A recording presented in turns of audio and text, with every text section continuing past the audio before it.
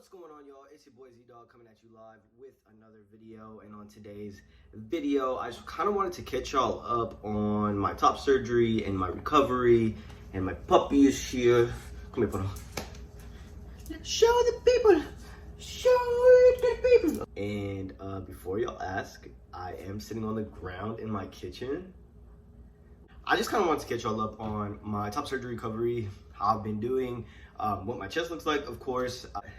It's been quite some time since I saw y'all last, probably about 6 months at this point. I know that there's a lot of people out there that are getting ready for their own top surgery, or they're kind of looking into it, seeing if it's something that they want to do. And I just want to kind of give y'all my own input. So first things first, just in general, what my scars look like now. I do have, first off, I can touch them. It's not very sensitive. They are a lot softer. I think that on camera, they look a little bit more like they hurt. In real life, it looks a lot more like just kind of like a cut that you would get.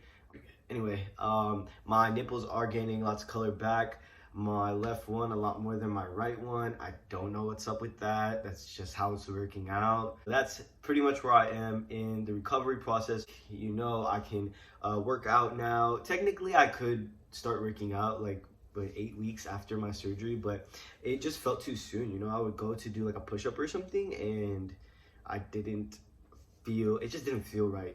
Just making sure that I didn't put a lot of pressure on my chest, because I was just kind of scared. But I did try to keep up with cardio at least 20 minutes a day. And I wasn't very consistent with all of that, but I am kind of getting back into it. And it feels good, it feels great. I feel ready to take on exercising and stuff like that again. So anyway, I got my surgery done with the Crane Center here in Austin, Texas. Now, I can't say one thing that I didn't really expect to come from my surgery that did happen is that I feel more obligated to share the fact that I'm transgender when I'm around cis people, especially like cis guys. You know, if I'm in the locker room, I've been on a couple of retreats and stuff like that for business. I'm kind of scared. I'll be like, yeah, I had surgery, and I don't tell people what it's for. When I think about it, like if I saw somebody else with a chest that looked like this, I would kind of automatically assume that they had top surgery. However, I know that there are people that are not informed on the transgender community. I'm starting to notice though that pre getting my top surgery, there were a lot of things about my self-image that I didn't like, and it really rubbed off in my relationships in the wrong way, in the way that I would treat people, in the way that I would present myself.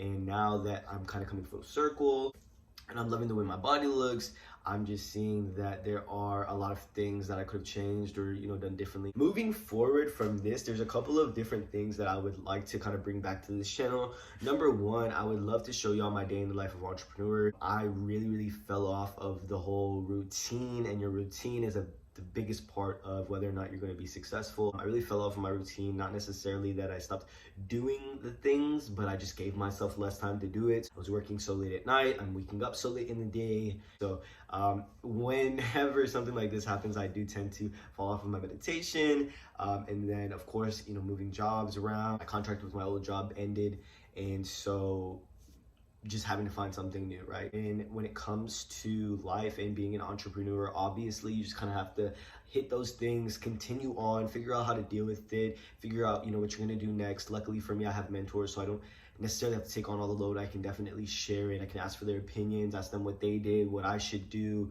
and experiment like that. But I definitely want to kind of bring a series back here, showing y'all my journey of where I am now, waking up at 11:30 noon every day. But I want to take y'all with me, because I know that everybody kind of saw beforehand how I was structuring my days, especially my mornings and nights.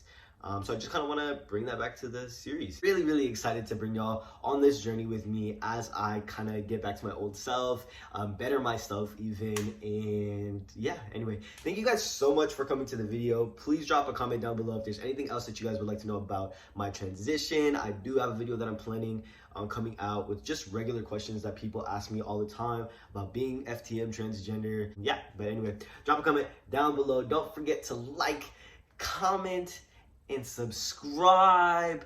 Put on your notification bells. Share this if you want to, whatever it is. And thank y'all for coming. Aloha and mahalo.